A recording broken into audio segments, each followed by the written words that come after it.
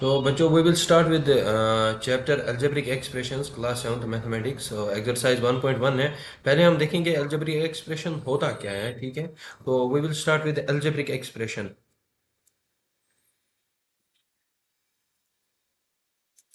algebraic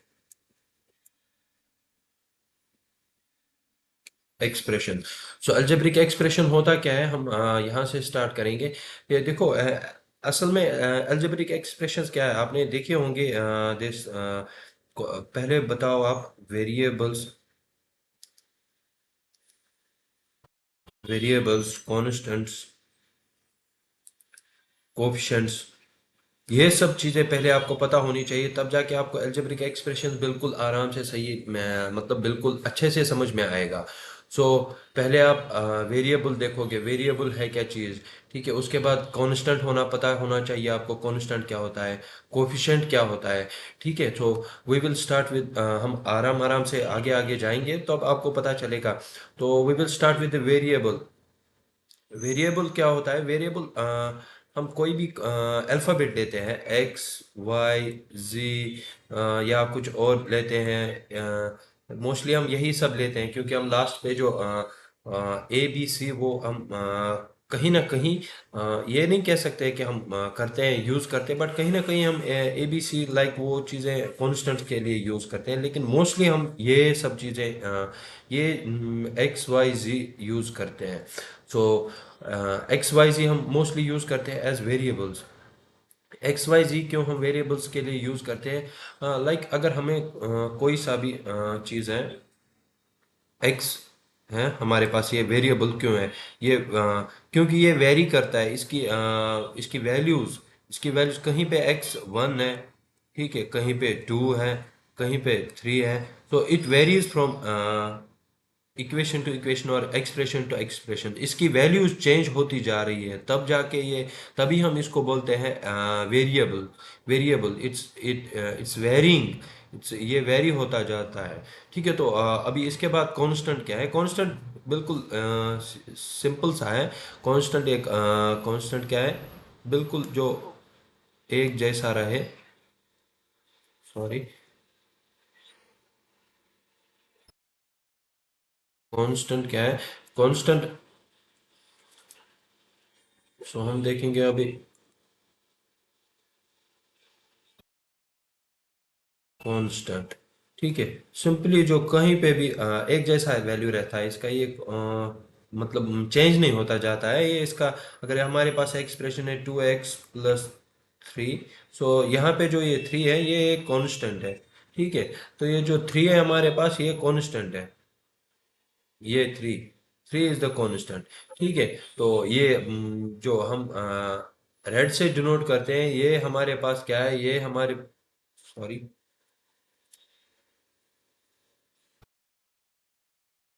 हम red से दिखाएंगे, ये हमारे पास वेरिएबल है, ठीक है। सो जो इसके साथ रहता है, वेरिएबल के साथ है, ये किसी और चीज से कलर से दिखाएंगे, ये लेट इट बी ब्लू से दिखाएंगे, ठीक है। तो ये जो ब्लू है, ब्लू इसको बोलते हैं कोफिशिएंट, ठीक है। तो आ गई हमारे पास ये मैथमेटिकल टर्म्स, ये आ गए हमारे पास।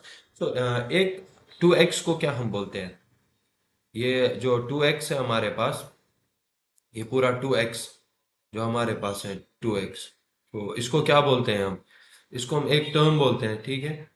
टर्म, ये एक टर्म रही हमारे पास।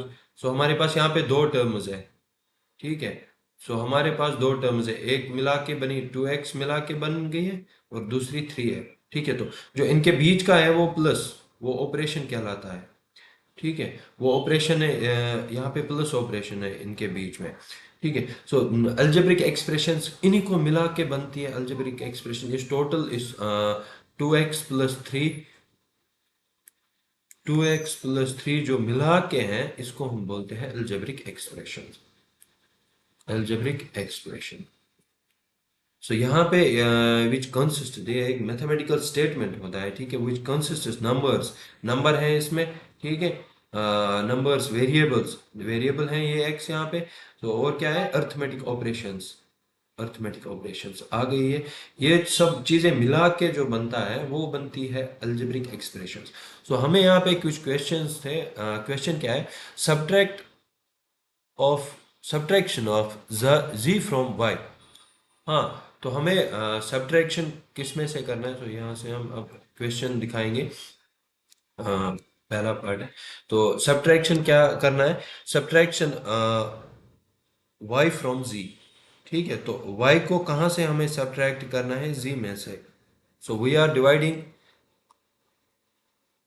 Subtraction from. जो ये फ्रॉम होता है ना, इसमें से, इसका मतलब किस में से? z हम किस में से सब्ट्रैक्ट कर रहे हैं? z को हम कर रहे हैं सब्ट्रैक्ट y में से। From z from y, it means we have this y minus z। so जो हमें क्या बोला गया है? सब्ट्रैक्शन।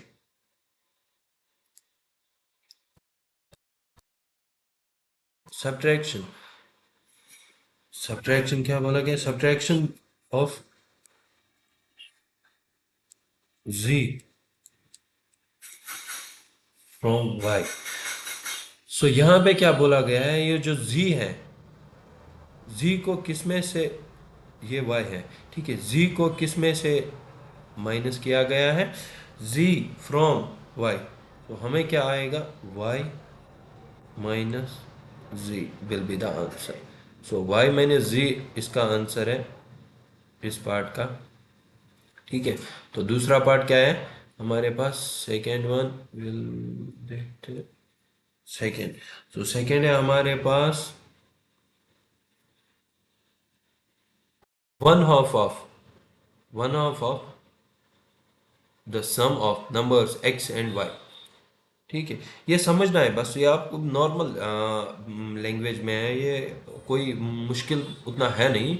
वन हाफ ऑफ आधा, ठीक है, one half of one half, ठीक, ऑफ। ऑफ मीन्स होता है मल्टीप्लिकेशन। यहाँ पे मैं लिखता हूँ one one half of of means, of लिखो ऐसे ही, ठीक है, ऑफ मतलब होता है मल्टीप्लिकेशन। ठीक है, of one of sum of numbers. Sum किनका? Sum of numbers x and y। So हमें क्या, हमें तो मिला यहाँ पे सीधे से, ये नॉर्मल है, उतना कुछ मुश्किल है नहीं। One half of means multiplication. Sum क्या होता है? सम सीधे addition, x plus y. So we get this 1/2 of x plus y. ठीक है, तो इसी तरह यही है, ये कुछ उतना मुश्किल है नहीं। तो हाँ, और कोई दिखाता हूँ मैं इसमें से। So the number of z multiplied by it self.